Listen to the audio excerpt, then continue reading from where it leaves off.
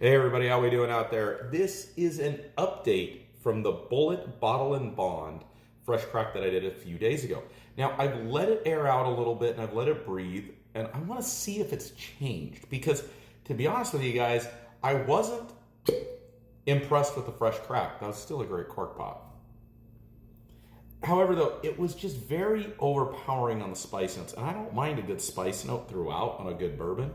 However, though, for a 100 proof bottled and bond, and they haven't done this, and apparently some of the research I've done in like 7+ years, I'm just like, I expected a little bit more depth here.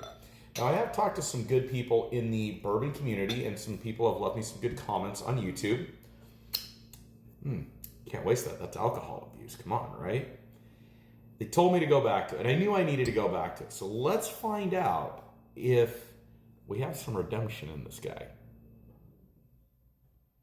Okay, not as heavy on the spice notes as it was originally. Cheers.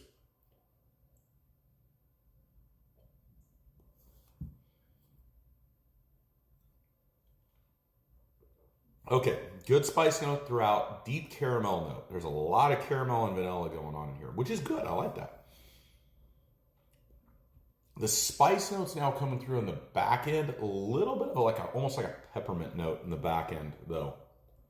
It's interesting, though. I haven't ever had a peppermint note. It's pretty good, though.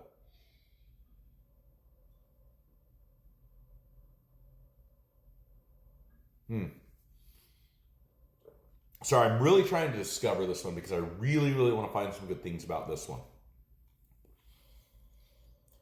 Here's the thing. For it being a 100 proof, it still has a lot of spice notes coming through. However, though, it is developing a lot more. It has a good viscosity to it.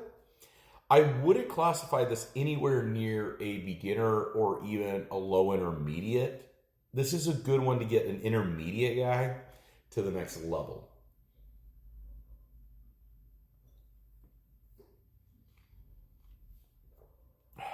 A little bit of apricot on that one. Still got a little bit of that peppermint note in the back. It's got that dang allspice note that's traveling through it, though, but it's not bad. It's good.